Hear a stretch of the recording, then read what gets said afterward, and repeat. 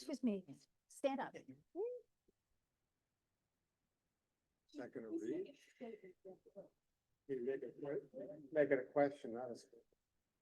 Why does it seem that Ken Martin and the new leadership of the Democratic National Party seem completely incapable of reestablishing solid communication with our historic base in this country?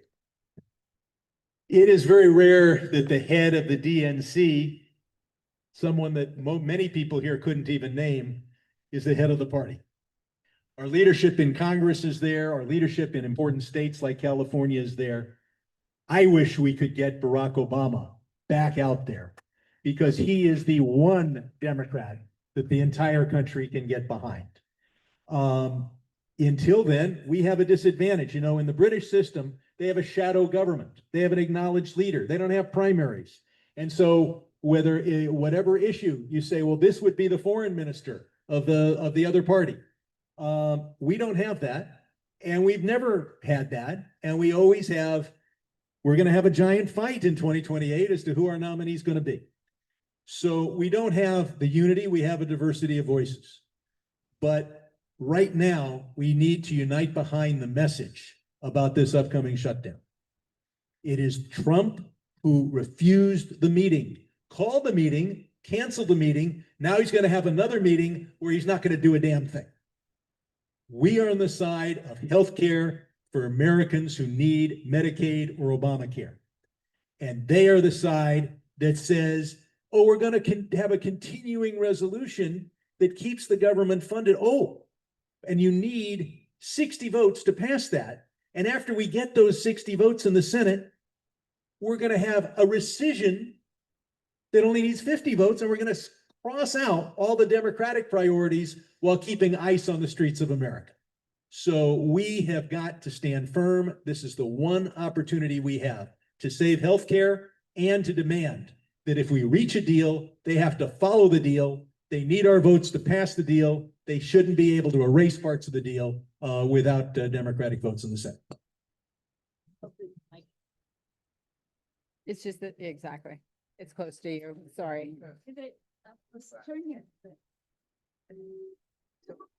Yeah, it's because they're so close to each other. Okay, well then. I'm gonna turn off my microphone until you ask the question, Perfect. and then I'll ask you to turn off that. Right, I'll speak loudly. So, as an individual, many of us are, not an elected official, feel pretty powerless to do anything except give money. And I know that this is going to sound unusual, but why am I going to pay federal taxes? I don't want to. I want it organized so that we don't, but I don't seem to get any support when I talk to people about it. So because for us, we want you to do more. You're not doing enough. I'm not, I don't know what you can do. I'm not criticizing you at all. What is your question? My question is, why am I going to pay federal taxes to a president who is a dictator?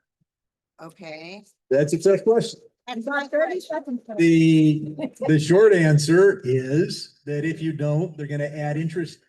Oh, the question is, why should she pay her taxes when it's federal taxes, when there's a Trump government? First, the majority of that money will be spent legitimately, but those soldiers out on the streets, the ICE folks, yes, that's funded by the federal government. We do have an IRS. We do have penalties if you don't pay. They may eventually collect more from you if you don't pay than if you do pay. And Trump will be in the White House through 2028. So what I can say is that there are plenty of ways to get involved other than donating money. And Grassroots Headquarters is right back here. I'm with them again and again. organizing so that we get people on the phones and on the streets to pass Proposition 50. And it's not just passing it. We've got to pass it by an overwhelming majority and make a statement to the whole country on the same day that New Jersey voters are voting for a Democratic governor and Virginia voters are voting for a Democratic governor. A huge victory in California. Public opinion, as demonstrated at the polls, will reduce the harm. But the harm doesn't stop until 14 months from now when we win the big election.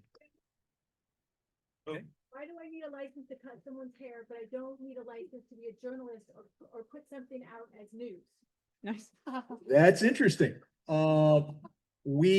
Let's put it like this. And the question is, why don't we have a license for people to be journalists? And my short answer is because Donald Trump is president and we know who he'd give the licenses to, and we know who he'd take the licenses away from. There are many, many times when you look at a problem and you say, God, couldn't we just have government make reasonable decisions and have government officials decide what's reasonable and what isn't? Which news stations are acting in the public interest and which ones are not acting in the public interest, and which journalists are saying X and which ones are lying. And the problem I have with that and giving that kind of power to the federal government is we have an orange guy in the White House. And if government were making that decision, every journalist that you'd give a license to would lose their license, and every journalist that you wouldn't want to give a license to will have a license. So if the sign says time to say goodbye, And we're closing in. and we're closing in. Thank you very much. Congressman Sherman. Thank you, Congressman Sherman. It's always a delight to hear from you and hear from his perspective in Washington, what's going on. Our next speaker, Ben Allen. I first met Ben when he was on the school board, and he's now been our senator for a long, long time. I'm sorry to know that he won't be for much longer because he's due to get termed out. But he's always been a friend of our club. He comes around all the time. This is a local guy from Santa Monica and still in the same neighborhood, and always been there supporting our club and our community. Ben, come on up.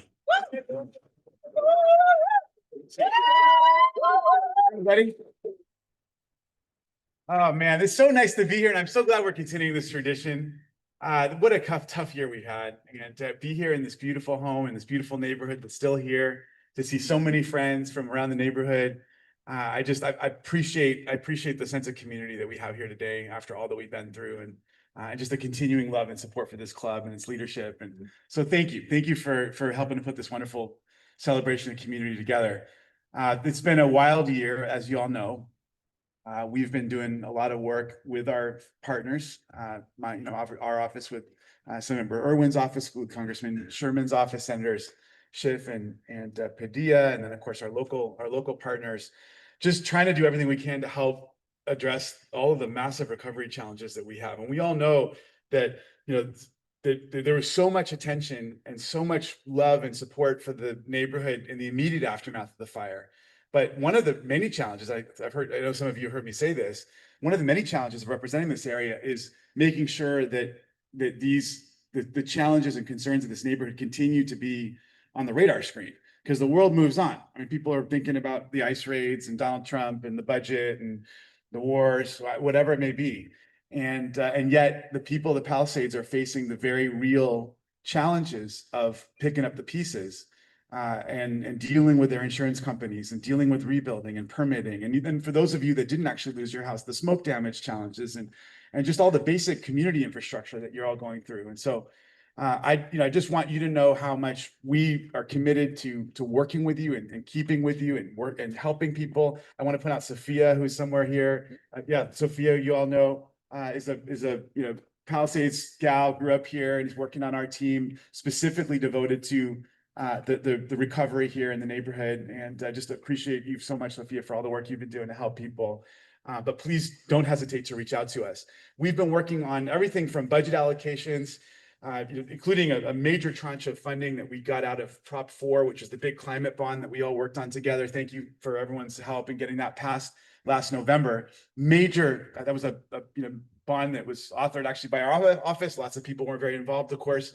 But major funding for wildfire mitigation. My only real regret is that we weren't able to get that done earlier. I introduced that thing 5 years earlier, and I wonder what we could have done if we'd had that extra money. But lots of money that's coming out to deal with vegetation management in the conservancy lands, funding for fire technology, money for all sorts of wildfire mitigation, but also flooding and water infrastructure as well. And so that's making its way out. We're also, one of the many things I was just talking to Mitchell about this. We're one of the many things we want to do is try to purchase some lands that were fire susceptible for parkland for the future. Obviously, a couple big bills that we've got through that are on the governor's desk, including one that's going to increase the percentage of your contents coverage that will be paid for in the case of total loss. We wanted that to be at 100%. Unfortunately, the Assembly Insurance Committee knocked us down to 60%, which was very annoying, quite frankly. But it's still a major step in the right direction. It's going from 30 up to 60, and I think everybody here knows how hard it is after you've lost everything to sit there trying to itemize everything that you deserve to have reimbursed when you've been paying for this contents coverage for a long, long time. We also have a couple of important bills that we've gotten through with relation to home hardening. There's going to be a big home hardening commission that's going to be at the at the Department of Insurance with the insurance commissioner. So I'd love to talk about a whole bunch of insurance issues that I've been working on. I just do want to also put in a little plug for Prop 50, which is massively important. This is something that we did not ask for. And I say this with a certain degree of pain. I mean, I personally ran a major bill to create independent redistricting commissions statewide for the counties. I also supported the original imposition of the redistricting commissions, even though the party opposed it. And so did the Republican Party, of course, too. And by the way, the Republicans have opposed every bill we've done on independent redistricting commissions, and they suddenly have seen the light in the last 5 minutes.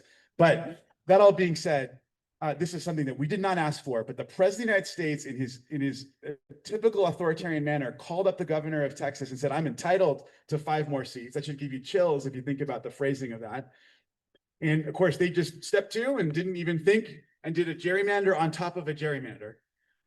And that's the only reason why we're doing this. And it's unlike in Texas, where it was done in a back room and immediately put into law, we're going to the voters with this. And so we're all going to get a chance to be a part of this process. Unlike in usual years, where we are off going to Orange County and North County and going to Arizona and Nevada and Pennsylvania and trying to convince other people in other places to support our causes, to save our democracy. Right now, this election, this is the most important election in the entire country for 2025 by far. And it really is going to depend on you turning out and you turning out your neighbors and friends who live down the street. You don't have to worry about other places in the country. You got to turn out your friends and neighbors, because if we're able to do that, we're going to get this thing passed. It's polling well, but it's like hanging around at 55, 56% for high propensity voters. It's going to be close. This is massively important, and it's going to help it's going to help us give us a good fighting, strong chance of winning back the House and restoring some accountability to Washington. So please help us with those efforts.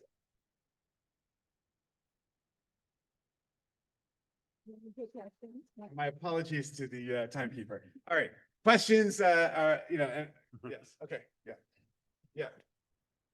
Dan, you've been a great state senator for us, and you're being termed out. I understand you're running for insurance position now. Yes, I'm a glutton for punishment. Yeah. What, if you were doing this, what would be your role in being able to help wildfire affected communities rebuild?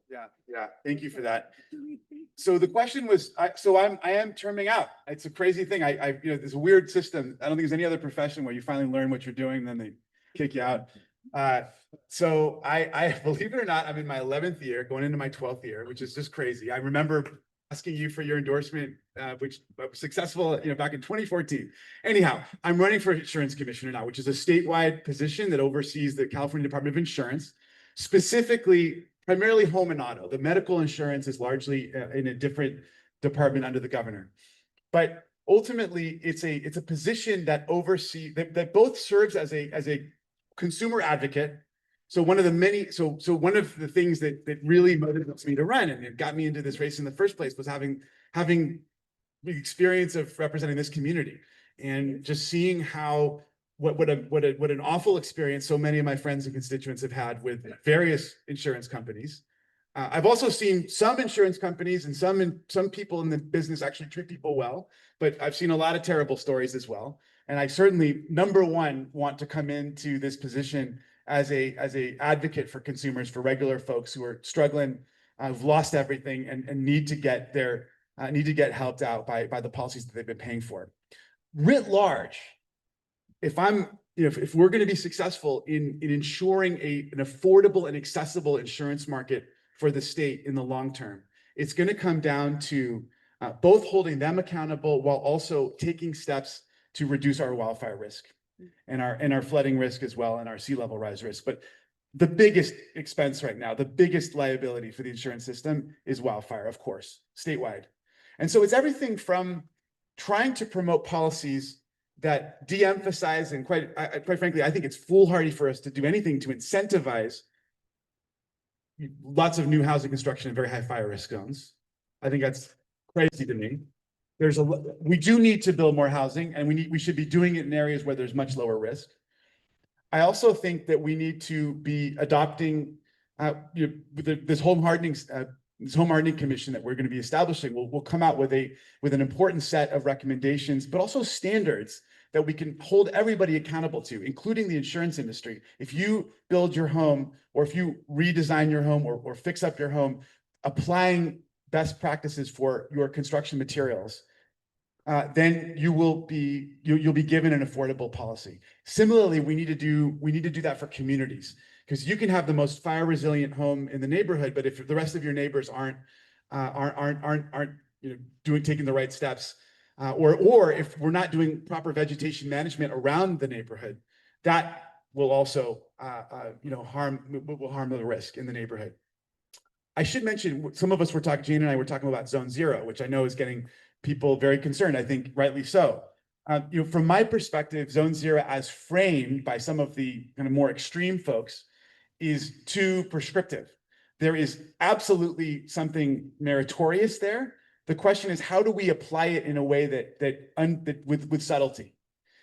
How do we recognize the fact that there are certain types of vegetation that are actually fire retardant rather than fire encouraging? And so it's time to say goodbye. It literally says time to say goodbye. I'm going to show them. This is really good. Someone's going to sing. So that's the challenge. That's the challenge, and that would be what I would what we'd be working on. And I'd want to be working with communities like yours to ensure that we put in place policies that will make it so much less likely that we'll have the kind of catastrophe that we experienced here in this neighborhood ever again in the state. Thank you, Ben. Thank you, Ben. Thank you. Yeah. Longtime friend of our club and a slightly newer friend of our club for the last few years. Jackie Irwin came here through redistricting. None of us knew her, and she just wormed her way into our hearts because she was around here. She's still around here. She comes to all of our meetings. She's been a big supporter of our club and our community. And during the fire and its aftermath, she was around here all the time, helping constituents, helping our club, helping everybody in the Palisades and her other areas. So it gives me great pleasure to introduce our assembly person, Jackie Irwin. Thank you, Steve. And it's so great to be here. And again, to see all the partners we've been working with since January, when this community faced just an unbelievable natural disaster.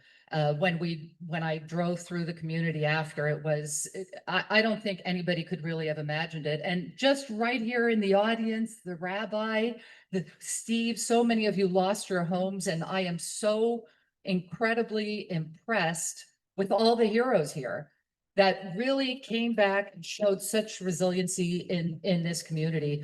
I went with Tracy Park a few weeks ago and we had lunch in Palisades and we drove through and we were starting to see construction. And then I went to the opening for the new YMCA building where our supervisor handed a $10 million check. And that really shows this community is coming back and it is truly, truly heartwarming.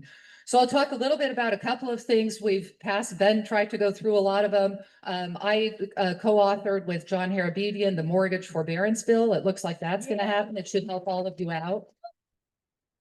We also, as the Democrats here in California, we need to make sure that we continue to focus on the other issues also so that Democrats have a message. So right now on the governor's desk is a gun violence restraining order bill that lets DAs write gun violence restraining orders. It is the tool that really will continue to reduce the number of gun deaths in California. This state has the strictest gun control laws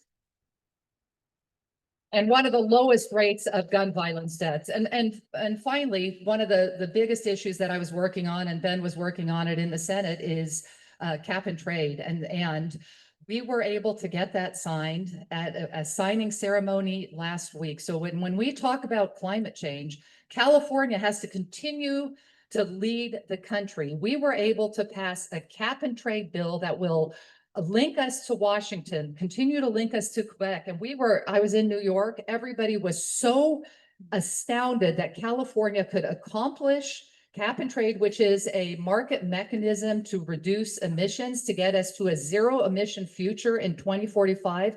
So in spite of all this horror that we're seeing across the country, we continue to keep the focus on the very important issues like climate change. So and we also made sure that there was an affordability component so that we lower our electric bills. We have now grid regionalization.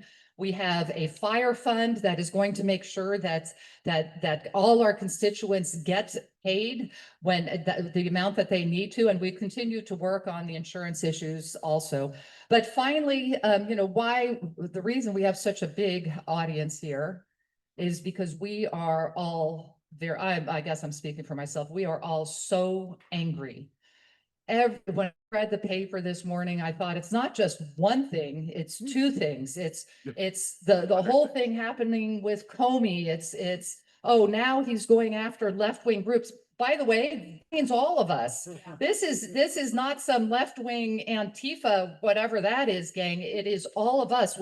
He's going to go after posts that we have. He's going after posters of Black Lives Matter. So the reason that I am calling this out in spite of the fact horrible things that have happened is that the only way we can really fight this is to make sure that Prop 50 passes. Yeah. And I think we have heard so well from the congressman and so well from the senator.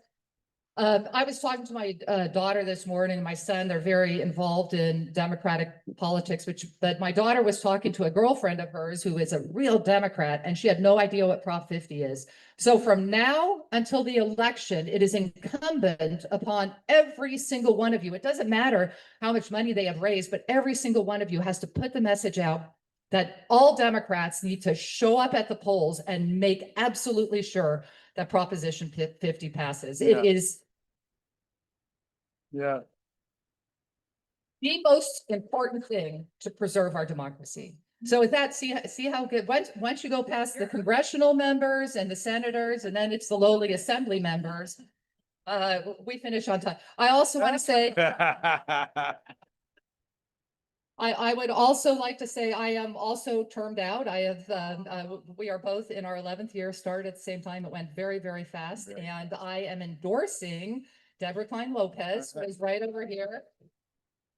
Please take the opportunity to chat with her. She has incredible ideas, a very smart woman. And with that, I will take a question. Yes. And Senator Ben Allen. Louder. Senator Ben Allen, we lost a lot of houses in Malibu. We also have a lot of people, this is on the ground stuff, people needing recreation. PCH is crowded going up to Santa Barbara, people looking for a place at the beach. Okay, of course, the governor canceled out conveniently the coastal commission. I haven't heard anybody in politics elected talking about against that position, and also CEQA, the environmental aspect, which is our air and water quality. At this time, we have an opportunity, and Ben Allen stepped his foot in that. He questions, and I question whether or not we should rebuild along the coast highway in the Malibu to give that, the coastal commission has an ordinance to taking property in eminent domain. And Mr. Allen got into that, and I go for that. And I- The other aspect. I'll just answer. Let me, I'll get to that. I'm timing you too, sir. Homeless, and we spent $27 billion on homeless issue, housing. And what have we got for it? There has been proposals for, the question is, do you think it's good to have housing along with education and vocational training for for the homeless issue? Okay, why don't we talk, why don't we talk after? There is, Talk about those issues. well, I will talk specifically about the housing along PCH. That's, we have private property rights and people are going to have the ability to rebuild their homes. Obviously, in areas like Malibu, it is difficult because a lot of them are on septic and now they have to go to sewer. But if there is going to be land for open space, those homeowners will have to sell the property to a public or private entity. And then as far as the homelessness, it's still a big issue. And yes, they should have vocational training. But I'll talk to you after. Hello, Carolyn.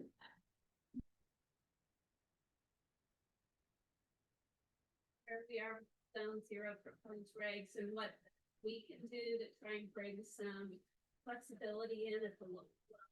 Yeah, and zone zero has been frankly, the zone zero, okay, was where we are with zone zero regulations. This has been in my district, the #1 issue. People are furious about it. We were able to get some language that allows what we think is really important, allows local fire departments flexibility and saying, hey, maybe you can't cut down that tree, but it's, you know, you have boxed your eaves or you've covered your vents. So I have been talking to the zone zero people for months. One of them Jay Lopez sits on the plane with me every now and then. And when he sees me, he tries to avoid me, but I'm like, people are going to riot if these end up being the regulations. Obviously, it's all for very good reasoning, but there has to be flexibility, especially flexibility from the locals. And I would say that we even have our fire chief says there's certain areas that were ranked in extremely in the very high severity zone and then extremely high that my fire captain would like to take, or the fire chief would like to take out of those areas. So we would really like to have that type of flexibility too, to take the labels off some of the properties, especially if they're going to be developed with, you know, more fire resilience. So, oh, okay, but I am following the sign. I'm the, oh, yes, oh, yes. Oh, yeah, that's I have not decided yet. So I want to make sure that I land someplace where I can do the most for my community. And so it's hard after I was on the city council for 10 years. And so 21 years in public office, but I want to just do something where I can continue to do good. Thank you. Thank you, Jackie Irwin. No doubt about it, she will find something where she will continue to do good, like she has done for our community. Thanks so much, Jackie. Next up, we have Supervisor Lindsay Horvath, who has been with us for how many years now? 2? Got elected in 22. 3 years. Okay. Making me do the math. Lindsay has ran kind of an upstart campaign and was successful and has been involved in our community ever since. She's come to every event that our club has had. She's been involved massively in the post-fire cleanup, the post-fire, everything that's going on with insurance and all that, only from the supervisor's position. And she's done an amazing job, and we're glad as always to have you here with us, Lindsay. Thank you. Thank you, Mr. President. Thank you to Judy for hosting us. Thank you to the club. I see our president of the County Democratic Party back there. Thank you for your strong leadership in this moment. We need each other more than ever. I know when 2025 started, I was thinking back to that as I was thinking about what I want to talk about. When 2025 started, we thought like the worst thing that we were going to be tackling was the Trump administration, right? We knew that their plans were horrible. They sent us Project 2025. So we knew they were coming for us in every way. And the county at that time had assigned department directors, and I assigned my staff in our district, in our office in District 3, to look at Project 2025 and to map out what was going on, what could potentially be impacted in the county. And we are seeing that now. We are seeing the devastating impacts of this administration with the big awful bill that was passed. I can talk endlessly about the impacts that the county is feeling. $700 million at least in terms of cuts to public health. We are seeing tax on and cuts on homelessness, on mental health supports, you name it. We've seen the articles, we know what's out there, and the cuts keep on coming and they continue to hurt. And they say that it's in the name of protecting, working class people. And we know nothing could be further from the truth. And I know each and every one of you are on the front lines to push back on all of these horrible attacks because we feel them. Because on top of what would have just been awful with the Trump administration, we have seen the unthinkable in terms of the fires and the devastation. And I am incredibly sorry for everything that you have had to endure, whether you lost your home, whether you saw your friends suffer, whether you lost your job or your workers or whatever, however these fires have touched you. I continue to hear the stories, and we are in this work with you for the long haul. It is absolutely unthinkable. And yet here we are working together to recover in the strongest ways possible. We continue to fight. As you know, the county has we partnered with the federal government to do the debris removal process, which has been the fastest in history. And we are glad for the speed because it means that we are committed to making sure that people come back into their communities, but we are not sacrificing speed for your safety. We are also working with our Department of Public Health to continue to test. And we are working to provide support for anyone who is trying to do additional testing in your communities. And happy to talk more about that, but I know that there's more work to be done. I know that specifically in the Palisades on the rebuild effort that is being led entirely by the city of Los Angeles, we at the county are here to support as much as we possibly can. And I thank Councilmember Tracy Park for her partnership as we've been trying to work through this day in, day out. From the very first moment the fire broke out, Tracy and I have been communicating with one another about what needed to be done, how we could be working city and county together. And I thank her for that level of partnership because it really makes a difference. And then, of course, to have our state and federal partners standing with us and making sure that no gaps are there to impact how we're able to do recovery has been very important. We know on Tuesday we will be covering our first after action report that's out. This focuses on communication and the alert system. The alert system specifically with the repeated texts that people got, the WIA that went out to people was investigated by Congress, but I will be bringing that up in my line of questioning because it is noticeably absent from my part from the report that came out recently. And I know that's what initially spurred us to initiate that report. But we also at the county are doing a county-wide after action. We are working with the state on a more comprehensive after action as well. So there's a lot more questions that need to be answered. I will be asking a lot of them on Tuesday. And if you have questions about what you are reading in this report, please let us know because it is my commitment that we ask all of the questions, the tough ones, the ones that really point to all of the causation, all of the concerns that have come up in community, because we have to do better. And we have a motion to, for Tuesday, to strengthen our Office of Emergency Management, to make sure that, as we learn from Woolsey to get to where we are today, that we continue to learn from the experiences that we've had, and we build out the infrastructure that is needed.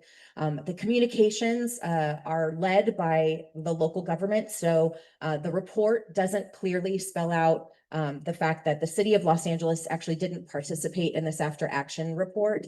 They led the evacuation alerts, so that information will be forthcoming. And I'm sure the city representatives will talk about why they didn't participate. I spoke with the council member about that, and I understand from her perspective.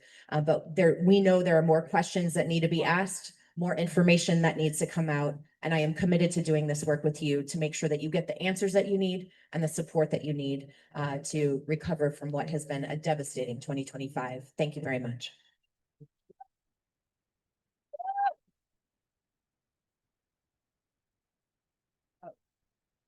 I'm gonna go here and then we'll go there. Hi. Listen, we didn't have any cell phone coverage. We were scared shitless. And I want to know if there's another fire, which there's going to be another fire, who is going to identify where people should be evacuated from? And who's going to make sure they get that message? And who's going to make sure we get the notifications that are necessary? There's no communications. We don't have cell phone coverage. What are we supposed to do? And I don't care how you're arranging it. I want to know what you're doing. Yeah, so what we're doing to address the fact that her question was that there weren't enough, you didn't get notification, you didn't have cellular access. You want to know what we're doing, not just to arrange a system, but we're actually doing it so that way you get communication about the fire. Is that correct? Is that? Okay, I want to make sure I'm not mischaracterizing your question. So we do need to restructure our Office of Emergency Management because right now there are 37 people in the county side. I don't know how, I cannot speak to what happens inside the city's operation because it didn't participate in our after action. But what I can tell you is the city leads on directing communications for evacuation alerts. You're absolutely right. Her comment was maybe that should change, and you're absolutely right. The council member and I have been talking about, as these after action reports are coming out, her team and I are working together. For my part, I think that the county coming in and being more present and having a more centralized system for the entire region, so we're not doing this unique jurisdiction by jurisdiction, having that piecemeal I think contributes to the confusion. I think you're absolutely right. I'm frustrated by that. I understand why government is decentralized throughout Los Angeles, but at a time of emergency, we have to speak with one voice, with clarity, and a place that you can easily access and understand. And it is my desire to build that kind of infrastructure. Our motion on Tuesday takes the first step to do that. And I want to work with you to understand better your experience so we make sure that the infrastructure actually does exactly what you're asking for. Absolutely. I know there's one over here. That's kind. Of course.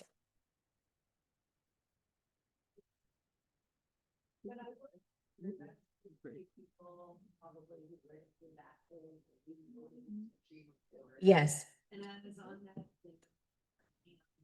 I was very concerned, luckily that Senate bill was withdrawn, but some of the recommendations of high density building, 30% for construction workers and their families should be built low income. And it seemed like that was all done by some think tanks and not by. No one knows that's still on TV. So the Blue Ribbon Commission, well, the senator can speak to whether he's going to reintroduce his bill, but I think the Blue Ribbon Commission recommendations did come from a panel of experts working in partnership with UCLA. They brought forward those recommendations to say, you know, well, here's how they see the opportunities, and there were some, but it wasn't completely Palisades residents. You're absolutely right. And so those recommendations I thought were important because we needed to walk and chew gum, and we needed to make sure that we were calling on the expertise of the region. I do not believe the senator's bill called for density in this region, and it is not my desire to see density come to this region. I know that I heard about the threats of 7-story buildings with no parking coming to this area. That is not what I want to see happening here at all, and that is not what I'm advancing. Your recovery, your redevelopment of this area will be led by the city of Los Angeles. They have land use authority and will be making the determinations on what will happen in this region. And I expect, knowing the council member as I do, that it will very firmly be in partnership with the community members to make sure that whatever does come to the city has a very strong voice from the community involved in it.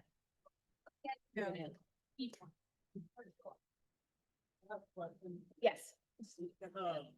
It's along the same line. I wanna clarify something. The public concern around community exclusion in recent housing and resilience bill.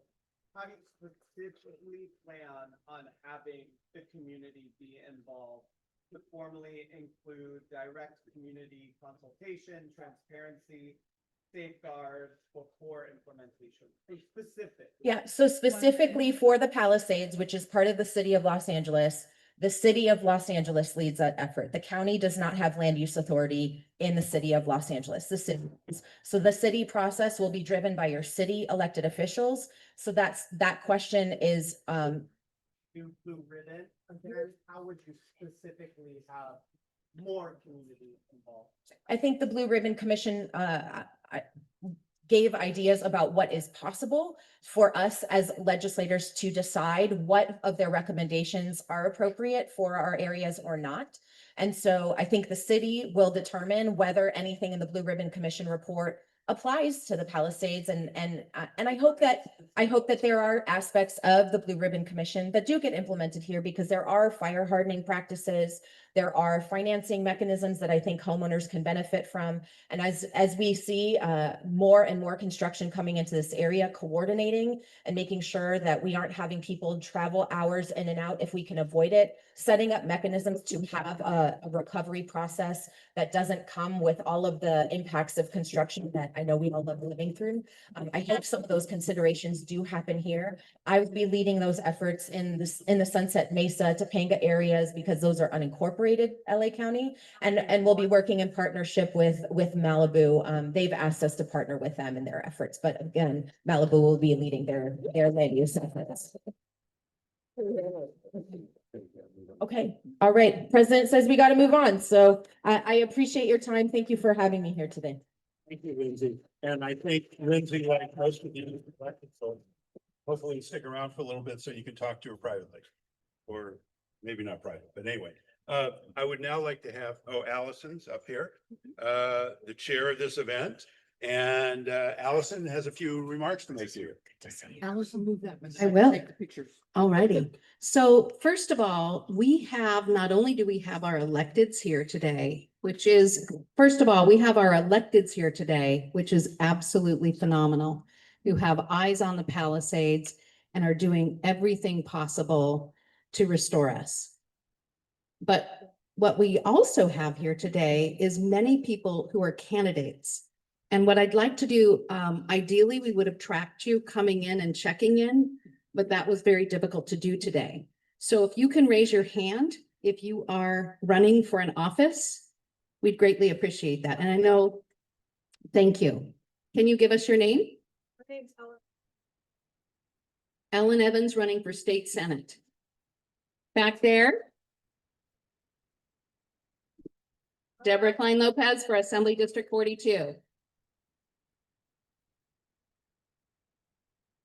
Okay, Ryan Goldsmith, 24 district candidate.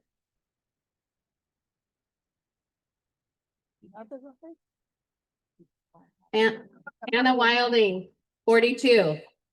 32, excuse me. Okay. 32. Yeah. Cheyenne Roy, Dr. Cheyenne Roy. Thank you. Okay. I love the Beatles.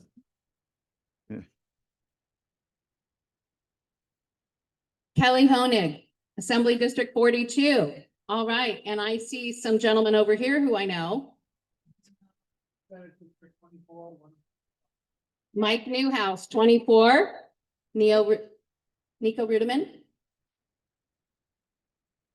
All right. And who did we miss? Jake Levine.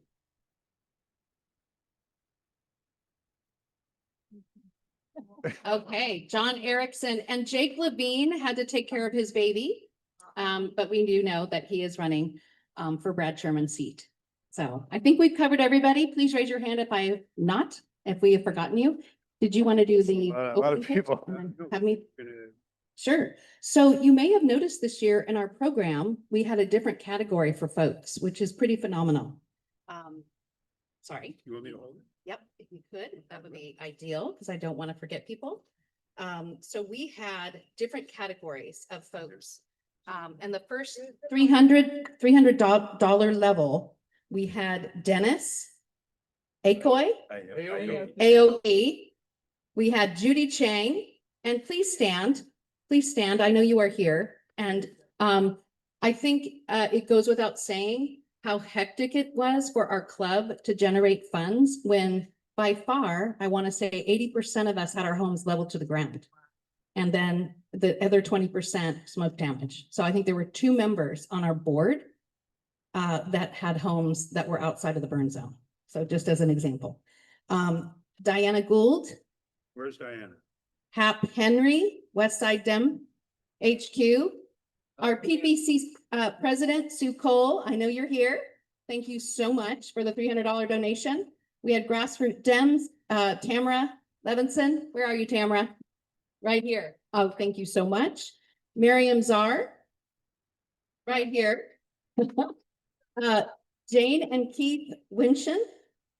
Wishan, I apologize. And we also have Deborah Klein Lopez. Thank you very much for donating to our club. So you are the friends of our Democratic club. And we also have the Democratic Defenders for 500. Brian Goldstein, State Senate. We just introduced you. Goldsmith. Thank you. Goldsmith, I apologize. Thank you, Ben. We also have Kelly Honig, District 42. And then we have Lori Newman, who's the president of the Santa Monica Bay right. Restoration Foundation. She worked for Sheila Kuehl for years and years. Thank you. Thank you so very much. Susie Neiman and Sion Roy, State Senate District 24. Thank you. And the final category we have is the champion sponsor. That is our very own Alan Sagi. The Sagi Law Firm Practice is a group of highly respected attorneys and professionals in Silicon Beach serving the transactional litigation and intellectual property. So what we wanted to see. Donated $1,000 to the club. And believe me, in a year like this, we need it all. Thank you. Thanks, Alan. And what we wanted to see is if there are others in this crowd today, because we did lose a lot. We lost our merch. We lost our homes. We lost the donations that we generally have. And we use these donations for fighting for Prop 50, for flipping those critical races that we need to flip. And we are all here because this is a fundraising event and we cannot thank you enough for paying $75 to be here today. That makes a huge difference to our club. And what we're asking, if there's anyone out there who wants to be in this sponsor category, in the 300 range. Do I have anyone in the 300 range? Okay, Melissa, okay.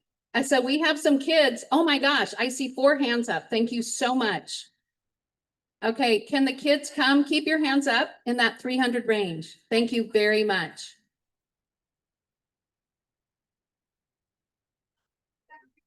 Go to Palisades. Yes, absolutely. Yes. Yes, we, by the way, we had to rent all the tables. We had to rent all the chairs because they burned in the fire. Miriam, there's also our treasurer, Noshir, who's in the back, who, by the way, Noshir and his daughter painstakingly put the postage and addressed each postcard that you received. And Noshir has been out of his house. He has not been able to move back. So that is it for the 300. Now we have the 500 Democratic Defenders. Do we have any Democratic Defenders? Okay, I see 3 hands up. Kids, I shouldn't call you kids, our incredible Democratic youth who are assisting. Oh, and Heidi Feldstein here in the front. who is about to speak? All right, so we have at least 4 Democratic defenders. Do we have any more? Oh, Steve Krems, our president. All right. All right. Let's give Steve Krems camera. Steve Krems is in the 500 zone. All right. And then finally, we have our champion sponsor, which Alan, where are you, Alan? Alan Segi in the back. Okay. He was here at, Company. he needs some company in the $1,000 championship range. So let's see if we can, oh, we have a donor. Thank you so much. The $1,000 range. Can you tell us your name? Zach Amen. Did I say that right? Yeah. Amen. All right. Thank you, Zach. Wonderful. All right. Yes, you should have your question. We will call on you next. Just kidding. Okay, sorry. I just want to remind you, if you're still thinking about it, everything that we collect goes towards the club, which is going towards trying to change what's happening in Washington and in Sacramento. So, and all over. So it's not like we're partying with this money. I wish we were, but so think about it. If you want to give more, we will find ways to get you to give more by the time we're done here. And now, Itana? Hey, guys, I want to do one more thing. Everybody who just donated, raise your hand. Raise your hand and say, I'm donating. Okay, number 1, do any of you need pens? If you need pens, our students are going to go around and they can give you pens. The other thing I want to say is we just did levels that were at 1,000. We did 300, 500, and we did 300. I want you to think about how much it costs for you to go get a cup of coffee. I want you to think about how much it costs for you to go get dinner. I want you to think about the fact that we only paid $75 to walk in, and the Pacific Palisades Democratic Club is a place that I started in 2016 and gave me the home of what I get to do and what all these people here who want to volunteer do, and for people who know how to work in the Democratic Party process. So for those of you who did not raise your hand, I want to give you one more chance. $300 was not the amount that we had to stop at. So if you think about going out to dinner and you do that, it could cost you $100. So I am personally going to donate another $100, and I'd like to see how many more hands can be raised who'd be willing to do $100 today, and we'll give you a card. Anybody else match my 100? We got 100. Thank you guys very much. We're going to pass these up and down, and please consider doing it. When we rebuilt the coffers of the finances that we need for the Pacific Palisades, the Democratic Club that is not bound by geography, but is bound by the feeling and the concept and what this club is about, is going to continue as long as you can please give us the finances. Oh, people we have online? an Online. We're going to be Thank sending you. you. Thank you so much. Again, we cannot thank you for your generosity. And just so we do a little bit of signposting here, we have Tracy Park speaking next, and we have Heidi, right? Heidi Feldstein. Heidi is next. Okay. All right. I'm not going to take that away from Steve, but you are all amazing to be here at this event. Thank you so much. Thank you all for your generosity and for being here today. We're all going to keep fighting. Palisades is not going anywhere, nor is the Palisades Democratic Club. We'll be here. It gives me great pleasure, honor to introduce our next speaker, Heidi Feldstein Soto, who I've known for about 30 years, a well-established lawyer and private practice manager of some big law firms. And then she decided to run for office. And I jumped in and from the beginning supporting her because I've known her for a long time and I know the kind of person she is. And Heidi has been joining our club at every event we've had since she's been in office. And it's always an honor and a pleasure to introduce Heidi to you, ladies and gentlemen. Heidi Feldstein Soto.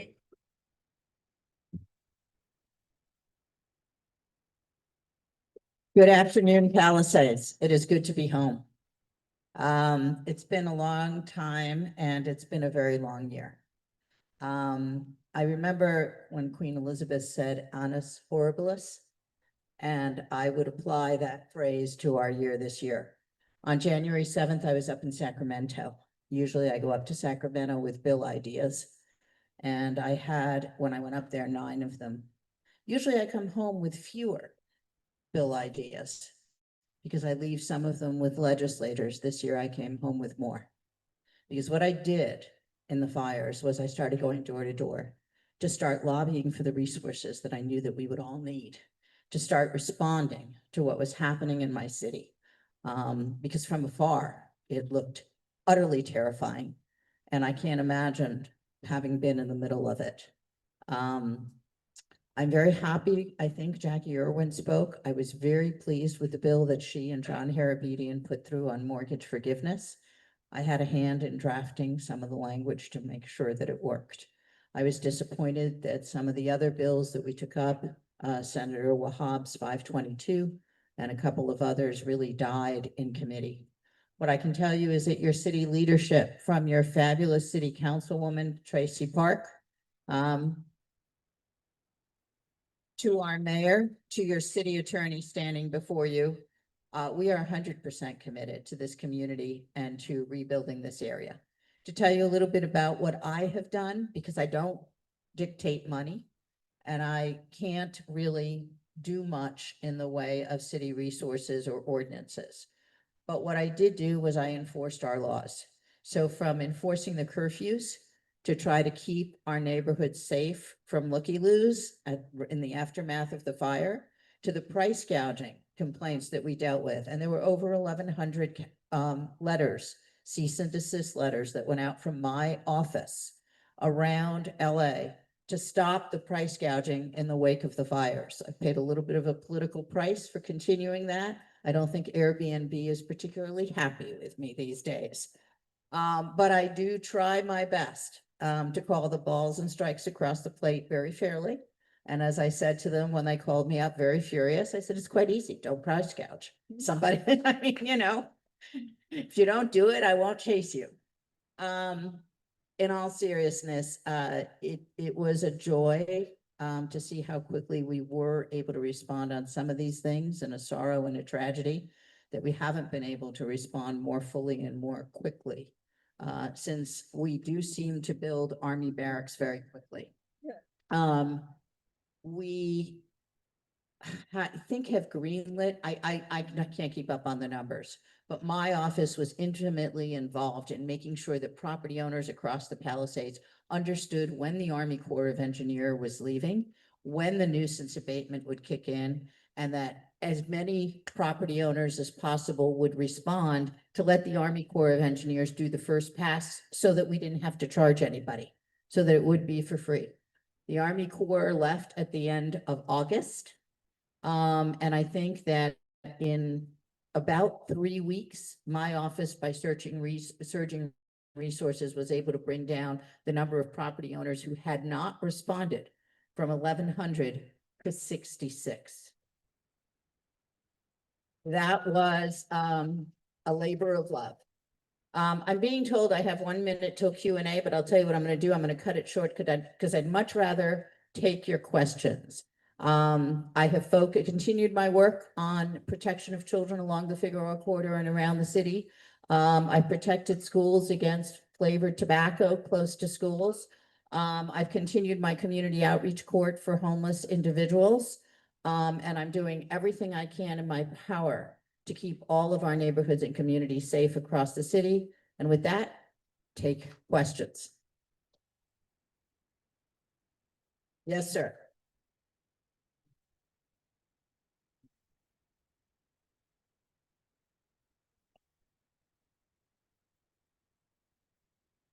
I happily take suggestions for legislation. Is it city or is it state? You have your council member here.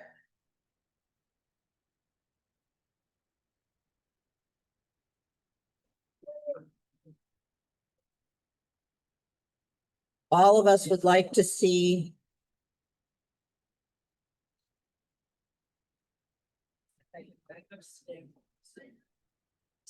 End of scam. end of scam calls. Yeah.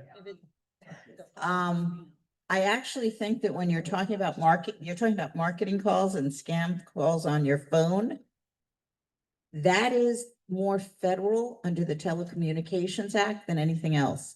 I can address false advertising under state law. if I have somebody to go after.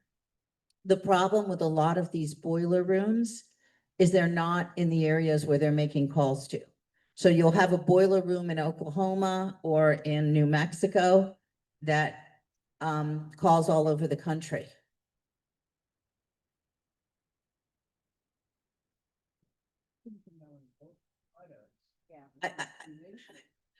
Do me a favor, I do have a hotline for legislative ideas. And if there's something that we can do, if you will send an email to my office with the concept, we will get back to you. I promise. Yes, sir.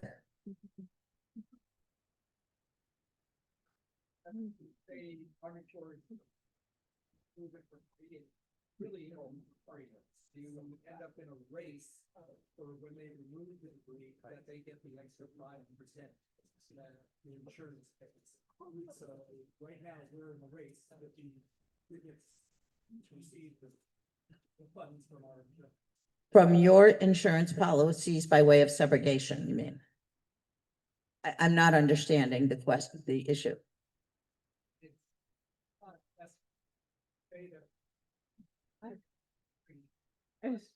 Let me take away the words for free. It's shorthand, okay? I don't mean for free. What I mean is that the properties that hadn't been cleaned before the Army Corps left, to the extent that they were environmentally hazardous, would have been declared a nuisance, cleaned up by the city and charged back to the property owner. So it was important to us to reach as many property owners as possible so that we weren't in the horrible position of adding insult to injury. Okay, and coming back after people who had lost so much. That was very important. Yes, sir. Andrew, can I have the mic? Yes. No, we have a mic for him. You don't want me to have? We have a mic for you and, Okay, here. cautioning you again to please be brief. And if it, okay, it doesn't reach. Let me get over there. Okay, look, about 26 billion dollars has been spent on the homeless with really nothing to show for it. A lot of these people need vocational training and housing and to be taken care of so that they can get on their feet. I think we have just a bankrupt policy just to house them without those two issues. I'm suggesting, I mean, we've spent money, it's going down the drain. Let me finish. I'm suggesting. You need to have a question. It cannot be. What do you think, what do you think about housing them with vocational training, and mental health and the whole thing, but we're not doing that. Well, Vocational training, get them on their feet. yeah, let me take it from the top. I am the city attorney. I'm not a policymaker. And I try to stay in my lane. But what I have advocated for is changes in the conservatorship laws at the state level. It is extraordinarily difficult to require someone to accept services that they do not want. And it is extraordinarily difficult in the state of California to confine people who are not actually committing a crime. Even if they are committing a crime, the jail space is so limited that were we to arrest individuals, there would be no place to put them and they would be subject to judicial diversion. So I agree with you, it's a complicated issue. We have spent a lot of money on housing. I've paid some price by standing tall with Councilmember Park to ensure that we're not building $1.5 million condos 7 blocks from the beach to house homeless individuals. So we try to bring sanity to the process in every way that we can. When you're talking about acute mental illness and you're talking about acute substance use, we really need to get to a point where we have a place to house people. And with that, I'll say thank you very much. Thank you, Pacific Palisades. And thank you, Heidi Feldstein Soto. Our next speaker needs no introduction, but I gotta give her one anyway. I was there when she first started her campaign. There were 6 of us in someone's house and Tracy came and she was just getting started and it's amazing when I look back at how much she has grown and changed in the years since that first night. She is just always on top. She's always aware of every issue. She's working constantly to make things better for those of us in her district. And I am honored to have her here and proud to call her my friend. Tracy Park.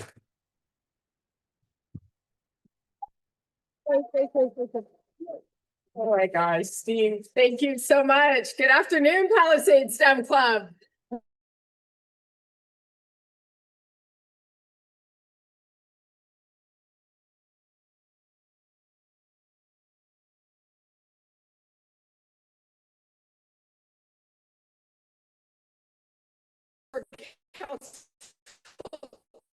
District at the end of 2024. This is not what I had in mind.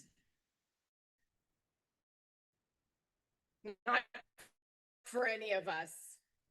These last the most difficult times. I know it has been for me. It has been for the entire city, and it has been for all of those who have served in our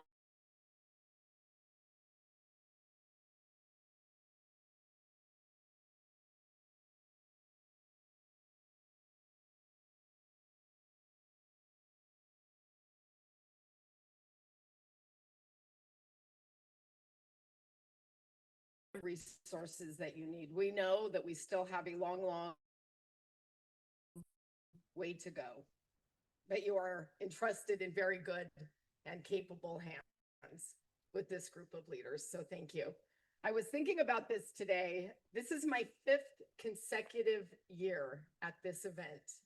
And I think I shared this with you last year that those first couple times I came, I was so nervous that my hands were shaking. The microphone was like this. I wasn't really sure what I should say to you. You don't look nervous anymore. I'm still nervous.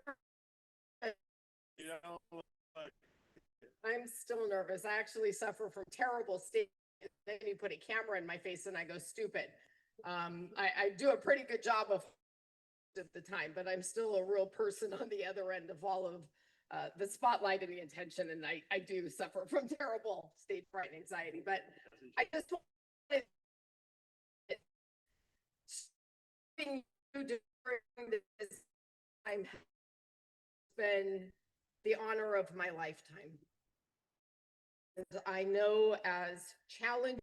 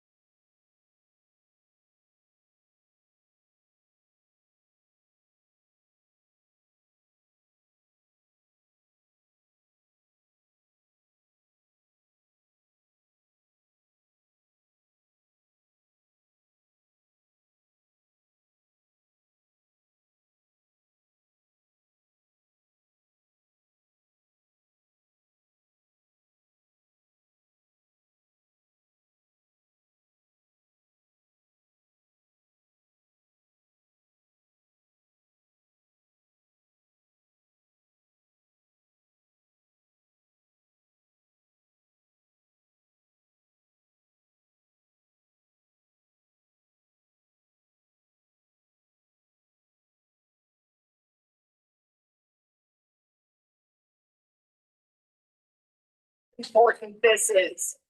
From my perspective, there is no question. For any of you who lost a home, this is not a voluntary rebuild. These permit fees need to be waived.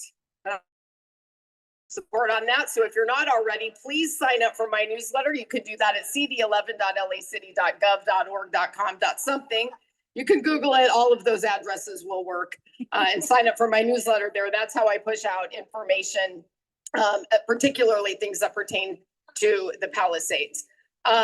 Obviously, one of the things that has been most concerning to many of us was the horrific environmental damage that we saw play out in the Santa Monica Bay. The pollution of our ocean compounded with the toxic algal bloom and the just tragic effects on our local wildlife was one of the most horrific aspects in all of this.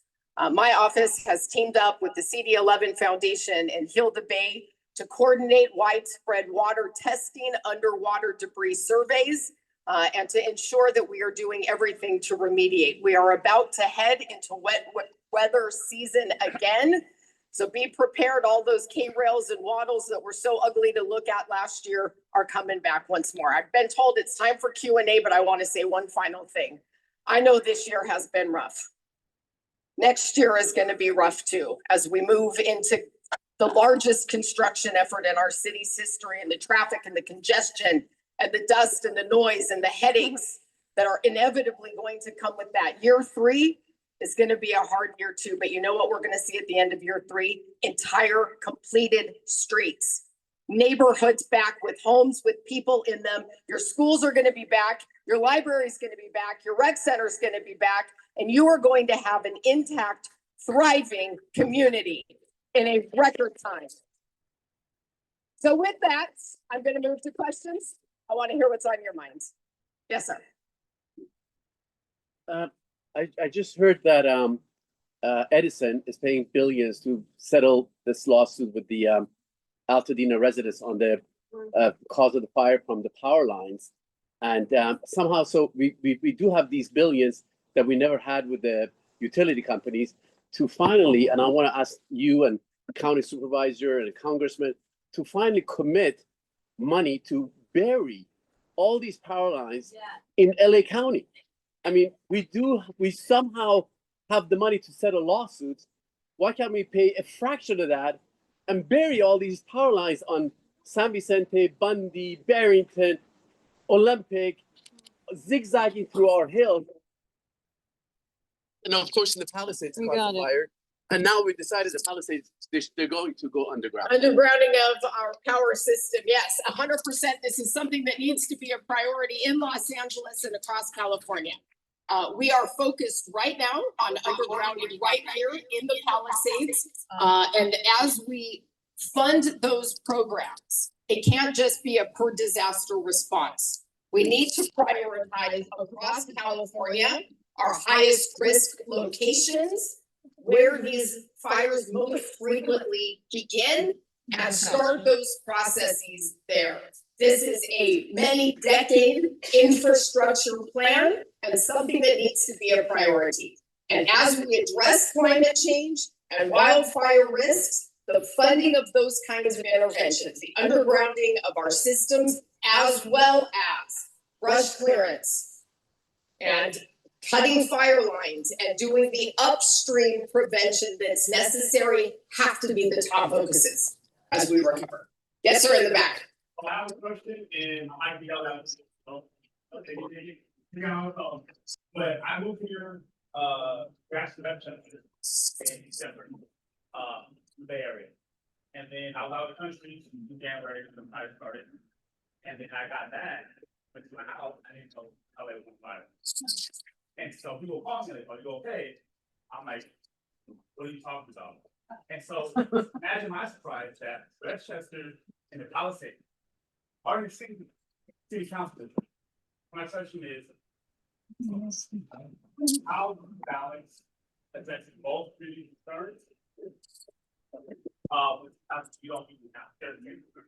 Yeah, well, Council District 11, like the question was, with a district as big as Council District 11, how do you balance the demands and needs of different neighborhoods where the needs and demands may be different? I think I summarized your question pretty well. Council District 11 is one of the most geographically diverse districts. We include some of the most complicated geography, from our canyons and our coastal bluffs to our coastal neighborhoods, to neighborhoods around our country's second largest airport. And you're absolutely right. Every single one of those communities is different and has different needs. In Venice, we have hundred-year-old streets that were built at the time of streetcars and buggies. And hundred-year-old underground infrastructure to go with it. So we as a team have individuals who are assigned to every community. They are on the ground every day in those communities, engaging with our community stakeholders and identifying our issues and priorities. I balance my time as well as I can across all of my communities. Certainly with the Palisades Fire in January, that was an extraordinarily heavy lift. And every single person on my team spent time in and around the Palisades working to help get our friends and loved ones here stabilized. We recognize that we have obligations all over the district, and so we have integrated back into our usual routines. You've seen the resumption of our usual beautification programs and encampment interventions happening all over the district. So while it is a big district with a lot of different needs, I think that we actually do an incredibly effective job spending our time customizing the policies and the projects and the things that we're advancing based on what communities are asking for. And just as I've always said about the Palisades recovery, it should be community-led and government-supported. That's my vision and my agenda for every single one of my neighborhoods in Council District 11. How am I doing on time? How did you do it on time? All right, I've been told to wrap it up. It's lovely to be here with you. Thank you so much for having me. I'll be around for a little while. We have one more speaker, Mark Ramos, the chair of the LA County Democratic Party.